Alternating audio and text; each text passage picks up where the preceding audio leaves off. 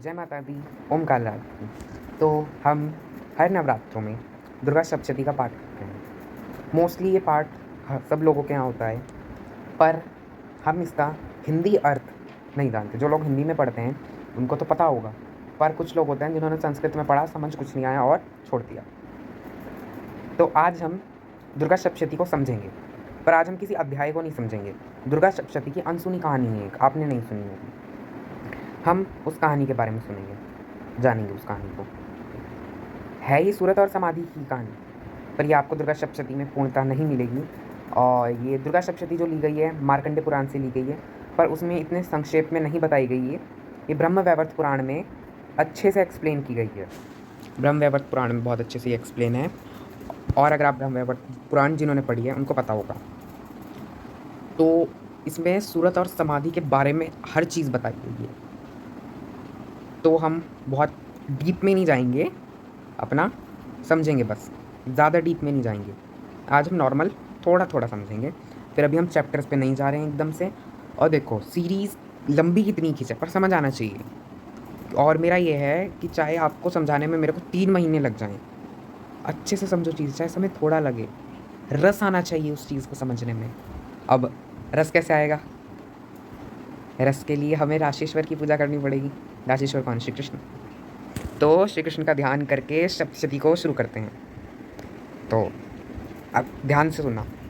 पहले सप्तशती क्या है? सप्तशती वो चीज़ है जो आपको हर विपरीत से विपरीत परिस्थिति में अगर आप पढ़ेंगे ना, उसे भाव से उसका पाठ करेंगे तो हर परिस्थिति आपके अनुकूल कर देगी। बहुत पावरफुल है सप्तशती। आपके अंदर ईश्वरीय तत्व को वो जागृत कर देती है, सबके अंदर होता है। पर अगर सप्तशती का पाठ बहुत ही अच्छे से ध्यान से किया जाए तो वो जागृत कर देती है वो ईश्वरीय तत्व को। जिन्हें सवारी चाहिए उनको भी सप्तशती का पाठ करना चाहिए। किसी की कोई इच्छा है, सप्तशती का पाठ करो। किसी को यश और धन की प्राप्ति चाहिए, सप्तशती में 5वां अध्याय है, उसके पाठ करो। शत्रुओं से मुक्ति चाहिए, सप्तशती के पाठ करो। सप्तशती अपने आप में बहुत बहुत पावरफुल है, बहुत ज़्यादा। और देखो सप्तशती में माँ ने समाधि को 2.5 अक्षर का नाम दिया था, 2.5 अक्षर का मंत्र दिया था। वो मंत्र भी जानेंगे माँ ने क्या दिया था उसे मुक्ति के लिए, हर चीज़ जानेंगे। तो अभी हम समझेंगे सप्तशती क्या है। सप्तशती मार्कंडेय पुराण में से 700 श्लोकों का समूह है एक, जिनको 13 अध्यायों में वो कर दिया गया। तो इसकी एक विलोम विधि है कि पहले पहला और 13वां अध्याय पढ़ो। तो इस तरीके से आज हम थोड़ा है ना विलोम विधि में समझेंगे। पर अभी हम ब्रह्म वैवर्त पुराण वाली कथा पे जाएंगे, हम ब्रह्म वैवर्त पुराण की कथा से समझेंगे, ठीक है।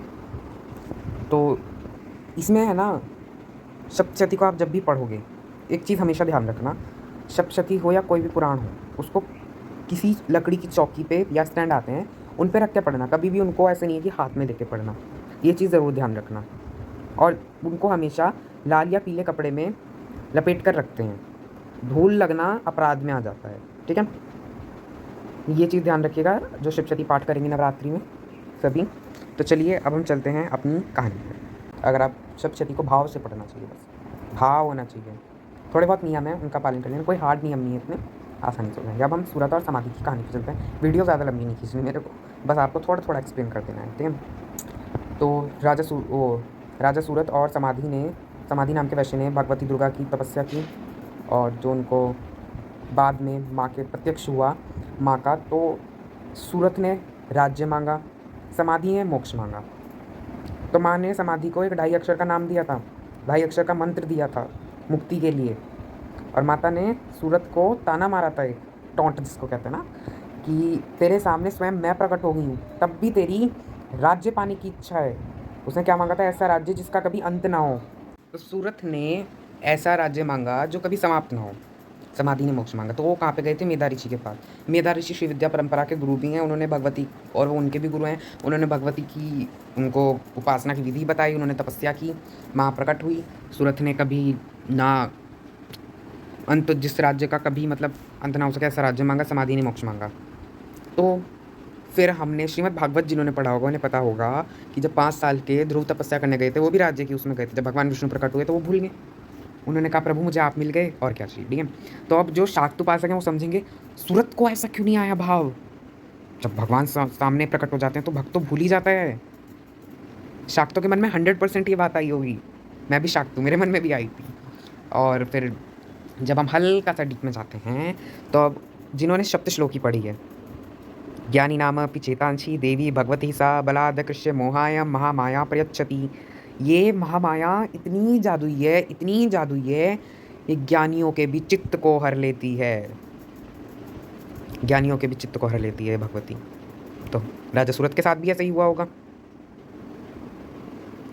और फिर उनको भगवती ने अगले मनवंतर में स्वर्णिम मनवंतर में मनु बनने का वरदान दिया, क्योंकि इतना बड़ा साधक और उसने तपस्या की है माँ की इतने वर्षों तक, वही मनु बन सकता है ना।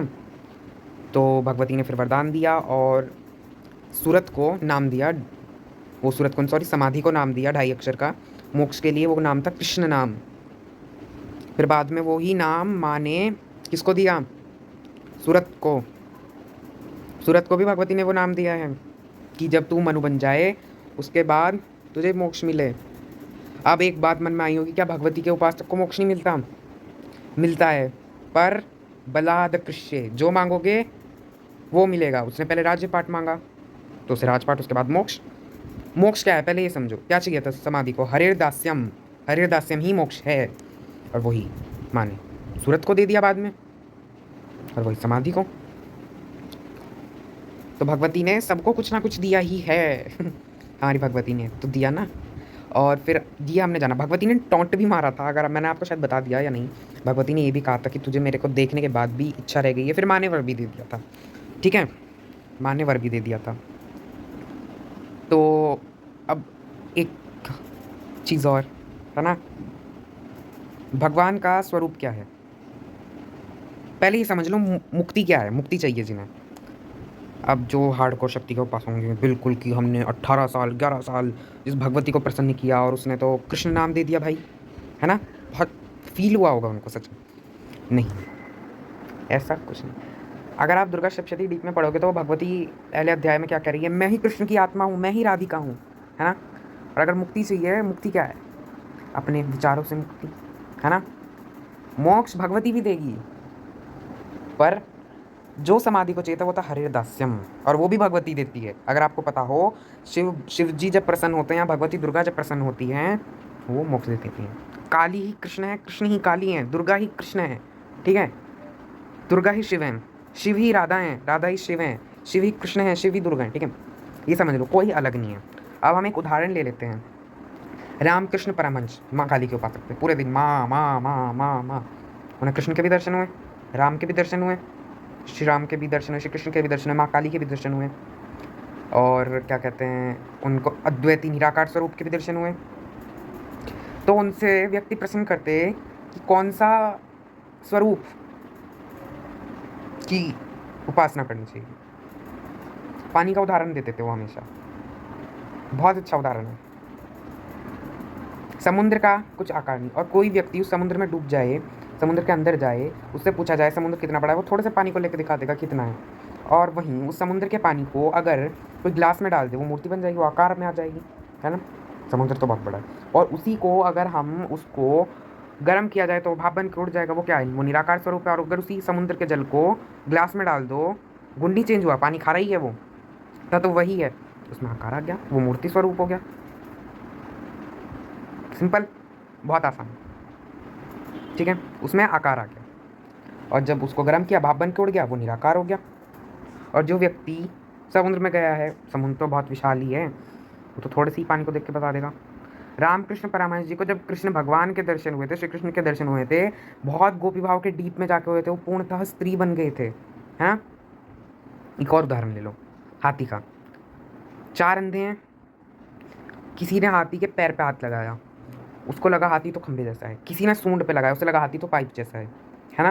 किसी ने पूंछ पकड़ी हाथी की, उसको लगा हाथी रस्सी जैसा है। किसी ने हाथी के पेट पे हाथ लगाया, उसने कहा हाथी तो दीवार जैसा है। अब वो अंधे क्या जाने कि हाथी है क्या, है ना। जब वो सारे उसको मिला दें तब भी वो हाथी का फॉर्म तो नहीं बना पाएंगे। तो ऐसे ही भगवान है, ऐसे ही भगवान है। तो ये उदाहरण थे, थोड़ा बहुत अगर आपको समझ आया हो, है ना। एक्चुअली मैं आपको एक बात बताऊं, शाक्त जो हैं वो कृष्ण भगवान के बारे में सुनना नहीं चाहिए, और कृष्ण भगवान के जो वैष्णव होते हैं वो शक्ति के बारे में सुनना चाहिए। पर मेरी मानो ना तो देखो, ये भाई बहन का खेला है। मुझे उतना ही रस आ रहा है कृष्ण भगवान के बारे में बताने में जितना मुझे माँ भगवती के बारे में आता है, और उतना ही मुझे माँ भगवती के बारे में तो आता ही है बस। हाँ, आप ये कह सकते हो मुझे माँ ज़्यादा प्रिय हैं, पर अगर दुर्गा माँ हमारी माँ है, शिव जी हमारे बाबा हैं, कृष्ण जी हमारे सखा हैं, और राधा रानी हमारी सखी हैं। सखी थोड़ा एशियंट लगता है, तो दोस्त कह लो, वो हमारा फ्रेंड सर्कल है, ठीक है, सिंपल।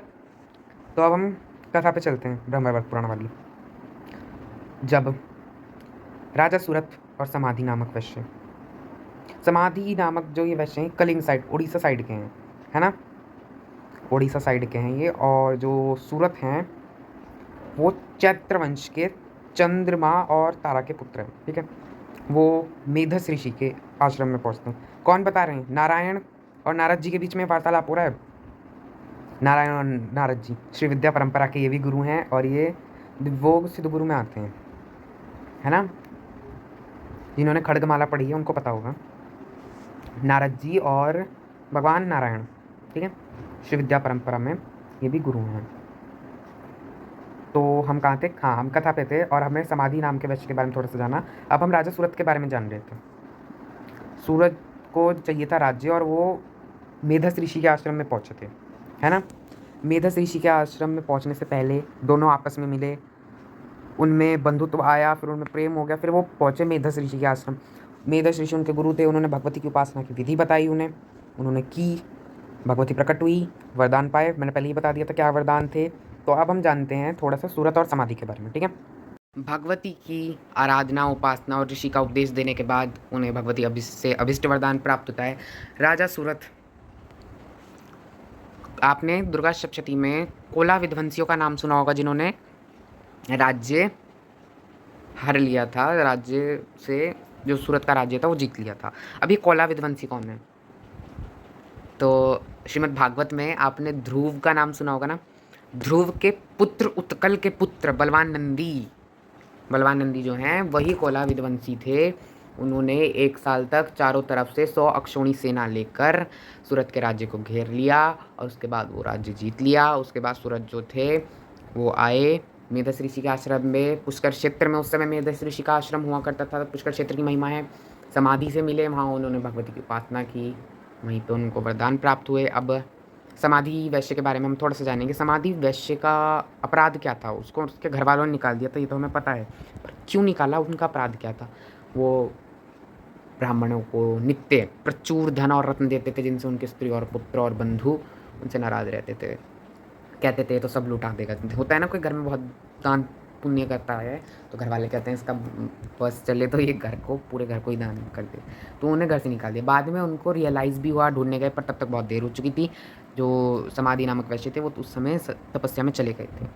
भगवती से उन्हें नाम मिला था, मोक्ष की प्राप्ति हुई थी उन्हें। ये ब्रह्मवैवर्त पुराण में कथा मतलब डीप में दी गई है, और ये उड़ीसा साइड से थे, कलिंग साइड से, ठीक है। और जो सूरत थे वो चैत्रवंशी थे, चंद्रमा और तारा के पुत्र थे। कोला विध्वंसियों ने उनका राज्य छीन लिया था। ये इनके गुरु जो थे वो मेधा ऋषि थे, इन्हें मेधा ऋषि से उपदेश मिला था, भगवती ने इनको वरदान दिया था। तो ये मैंने आज कोई अध्याय नहीं समझाया है, ये मैंने थोड़ी सी आपको स्टोरी एक्सप्लेन की है, थोड़ा थोड़ा एक्सप्लेन किया है, कोई ज़्यादा बड़ा मैंने आपको एक्सप्लेन नहीं किया है। अब हम धीरे धीरे चलेंगे, सीरीज़ में चलेंगे। ही नाम के वैश्य का कैरेक्टर बहुत अच्छा है, ये बहुत ज्ञानी है, विरक्त हैं बहुत। जब ये दोनों गए, इन्होंने मेधा ऋषि के समक्ष जाकर शीश नवाया, शीश झुकाकर उन्होंने अपने बारे में बताया। मेधस ऋषि ने उनका आदर सत्कार किया, फिर ब्रह्म तत्व का उपदेश दिया। उसके बाद इन्होंने तपस्या वगैरह की थी। तो आज हमने ये थोड़ी संक्षिप्त में कथा सुनी, जाना, और आज से आपको पता होगा कोला विध्वंसी कौन है। ध्रुव के वंश में ध्रुव के पौत्र बलवान नंदी ने राजा सूरत का राज्य जो था वो ले लिया था, ठीक है, समझ गए? बहुत आसान था। ये सीक्रेट स्टोरी है, आपको दुर्गा सप्तशती में नहीं मिलेगी, ब्रह्मवैवर्त पुराण में। जय माता दी। आज का हम यहीं पे कथा को आज यहीं एंड कर